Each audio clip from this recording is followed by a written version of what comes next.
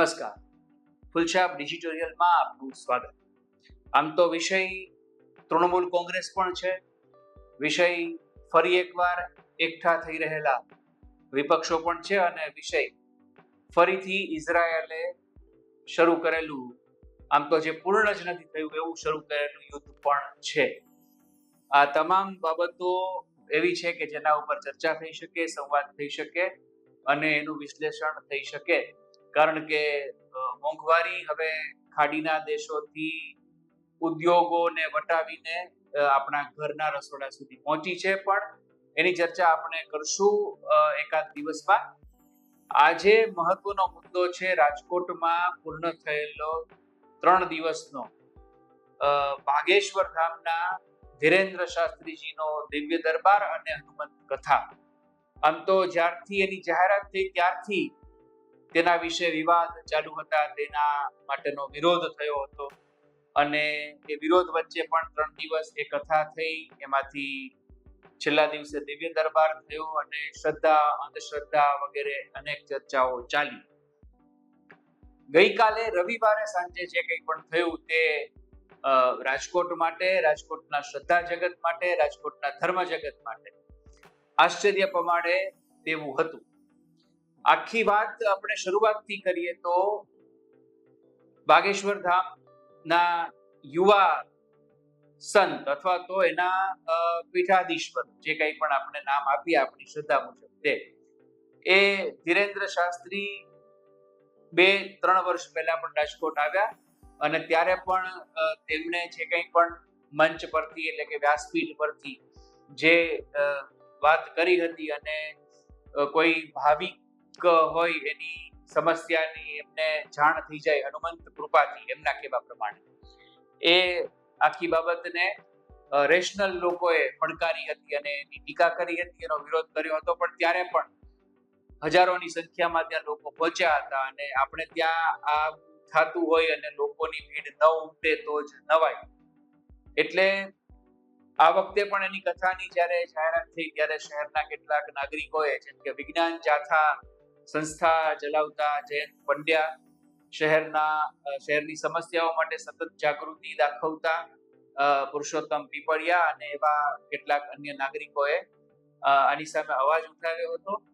અને વાત આખી એવી હતી, જયંત પંડ્યાની પણ વાત એવી હતી અને અન્ય લોકોની, કે હનુમંત કથા સામે કોઈ વિરોધ નથી. કથા એ ધાર્મિક બાબત છે અને વર્ષોથી આપણી તો એ પરંપરા છે. રામાયણની કથા હોય કે ભાગવતની કથા હોય કે શિવ પુરાણ હોય કે દેવી ભાગવત હોય કે પછી આવી આ હનુમંત કથા હોય. થોડા સમય પહેલા જ હનુમાન ચાલીસા યુવા કથા નામે એક ઉપક્રમ રેસકોર્સ મેદાનમાં થયો હતો.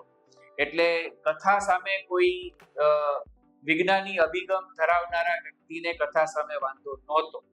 એમણે બાગેશ્વર ધામના ધીરેન્દ્ર શાસ્ત્રીની કથાનો અને શાસ્ત્રીજીનો પણ વિરોધ કર્યો નહોતો. પરંતુ જે પ્રક્રિયા આખી થાય છે કે પરચી ખુલે, પરચી નીકળે, કોઈ પણ વ્યક્તિ ત્યાં વ્યાસપીઠની નજીક જાય અને એ પહોંચે તે પહેલા કાગળ પર બાબા એની સમસ્યા શું છે એ ઉતારી દે અને એમ કે તમારું નામ આ છે, તમને આ સમસ્યા છે, તમને આટલી આટલી મુશ્કેલીઓ છે, અને હવે કૃપા થશે અને તમારી સમસ્યાનો અંત આવશે.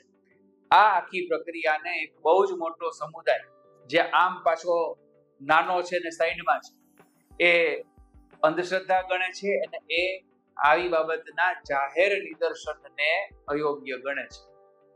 અને એ લોકોએ વિરોધ પણ કર્યો હતો. એ લોકો ગઈકાલે પણ ત્યાં ગયા હતા. પછી તો જાથા છે એમાંથી વિડ્રો થઈ ગયું હતું. ગઈકાલે પુરુષોત્તમ પીપળિયા ત્યાં કથાના સ્થળે ગયા, એમની ધરપકડ કરી લેવામાં આવી, એમણે પોલીસ પ્રોટેક્શન માંગ્યું હતું. આ બધો ઘટનાક્રમ તો આપણને ખબર છે.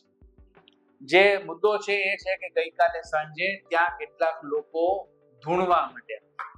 એમને કંઈ પણ માતાજી આવતા હોય, અવતાર આવતો હોય, એ તો આમ તો હનુમાનજીની કથા હતી, અને એ ધૂણવા માંડ્યા, અને એમાં કેટલાક લોકો ઉપર હુમલા થયા, પત્રકારો ઉપર હુમલા થયા. એટલે હવે આ આખી વાત ત્યાં આવીને ઉભી રહી છે કે કથાનો પણ વિરોધ નહોતો.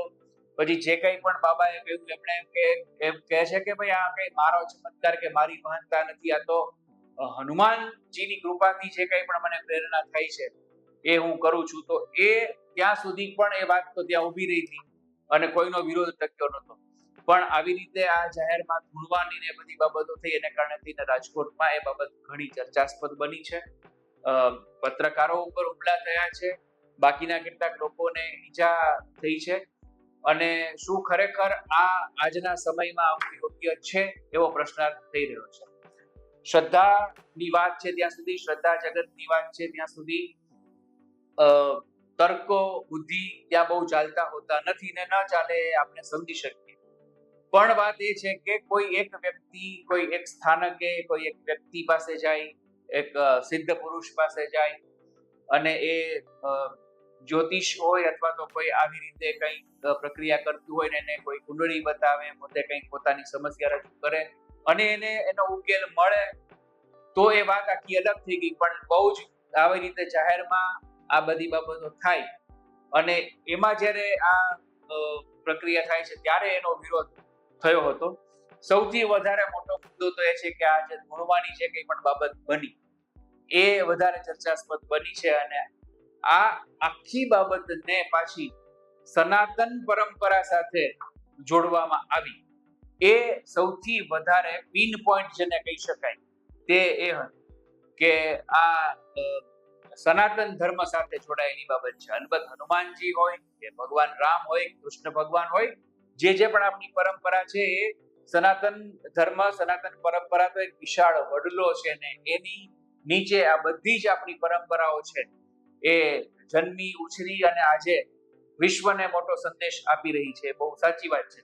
પણ આ પ્રકારે જે કંઈ પણ થાય છે કથા સિવાયની બાબત, એને સનાતન ગણવા સામે એક વર્ગને વાંધો હતો અને ગઈકાલે જે કંઈ થયું એના પછી આ બધા લોકો એવી માંગણી કરી છે કે આની સામે તો પોલીસ કાર્યવાહી થવી જોઈએ. અહીંયા આખી બાબતને આપણે સમાપત તરફ લઈ જઈએ તો આપણે પણ એ જ કહીએ છીએ કે કથા અથવા કોઈ ધાર્મિક આયોજન સામે વાંધો હોઈ ન શકે. ભલે આખા દેશમાં અત્યારે કરકસરની વાત છે, આપણને શીર્ષસ્થ નેતાઓએ એમ કહ્યું છે કે અત્યારે બને એટલી ઓછી વસ્તુઓનો ઉપયોગ કરો, પેટ્રોલ ડીઝલ બચાવો. આવી પરિસ્થિતિની વચ્ચે પણ કોઈ ધાર્મિક આયોજન જ્યારે થાય, કોઈ યજ્ઞ થાય, કોઈ કથા થાય તો એની સામે વિરોધ હોઈ શકે નહીં અથવા તો એની સામેનો વિરોધ ટકે. પણ જેને એક વર્ગ અંધશ્રદ્ધા ગણે છે એનું જ્યારે પ્રમાણ વધે ત્યારે આવો વિવાદ થાય તો આ આયોજકોએ પણ વચનો રસ્તો કાઢવો જોઈએ ને આવા વિવાદ, આવો વિરોધ છે એને જો નિવારી શકાય તો વધારે સારું, જેથી કરીને ધર્મ સામે પણ ખોટા અંગુલી નિર્દેશ, ખોટું આંગળી ચીંધવાનું કોઈને બાનું મળે નહીં. આખરે તો આપણે પણ ધર્મની જ વાત કરવાની છે, કારણ કે ધર્મો રક્ષતી રક્ષત. આપણે એની રક્ષા કરશું તો એ આપણી રક્ષા કરશે એવું આપણને શાસ્ત્રોએ કહ્યું છે. અને એટલે સનાતન ધર્મના નામે થાય તો માત્ર સંવાદ થાય કથારૂપી, કોઈ વિવાદ ન થાય, એ આપણી સૌની અગ્રતા હોવી જોઈએ. બાકી તો વિરોધની વાત છે તો આ દેશમાં રાજા રામ મોહન રાયે પરંપરા સામે કરેલો વિરોધ હોય, કરસનદાસ મૂળજીએ પરંપરા સામે કરેલો વિરોધ હોય કે પછી નર્મદે પરંપરા સામે કરેલો વિરોધ હોય, મોટો જન સમુદાય તો આ પરંપરાઓની સાથે રહ્યો છે. એટલે સમયાંતરે આવો વિરોધ થાય, એ વિરોધ સાચો કે ખોટો, એ વિરોધ બુદ્ધિવાળો, એ વિરોધ તર્કવાળો, એ બધી બાબત એક બાજુ છે અને એક જન સમુદાય છે એ આ બાબતો સાથે જોડાયેલો હતો અને આજે પણ છે. એવા યુગમાં કે જ્યારે આપણે ચંદ્ર ઉપર પહોંચાડી દીધું છે ભારત દેશ, ત્યારે પણ આ સમુદાય છે એની શ્રદ્ધા ત્યાં ટકેલી છે. એના કેટલાક કારણો હશે, આ પરંપરા છે એના કેટલાક પરિણામો લોકોને મળ્યા હશે, તો જ આટલો મોટો સમુદાય છે એ એના તરફ આકર્ષાય, એ પણ આપણે માની લેવું પડે. એ પછી કોઈ ભગવાનની વિરુદ્ધ અથવા તો ભગવાન છે કે નહીં એવા પ્રશ્નો સાથે કોઈ ફિલ્મ બનાવે અને એ ફિલ્મના નિદર્શન થાય, એમાં પણ એવી વાત આવે, એમાં પણ તર્ક આવે કે ભગવાન છે તો ભૂકંપ ન આવે ને ભૂકંપ આવે તો એ કોણ લઈ આવે ને આ બધી ફિલ્મોની પણ આપણને ખબર છે. ને આ બધા છતાં આપણો સમાજ આ શ્રદ્ધા ઉપર ટકેલો છે અને એ શ્રદ્ધા ક્યારેક પરિક્રમા કરે, એ શ્રદ્ધા મોટા મોટા મેળા કરે, એ શ્રદ્ધા ઉર્ષ પણ કરે છે, એ જ શ્રદ્ધા હજ પણ કરે છે, એ જ શ્રદ્ધા પ્રેયર પણ કરે છે. એટલે આ એવું નથી કે માત્ર અહીંયા જ આ બાબત છે. જ્યાં જ્યાં માણસ વસે છે ત્યાં પરમ તત્વમાં એક સુપ્રીમ પાવરમાં એની શ્રદ્ધા છે.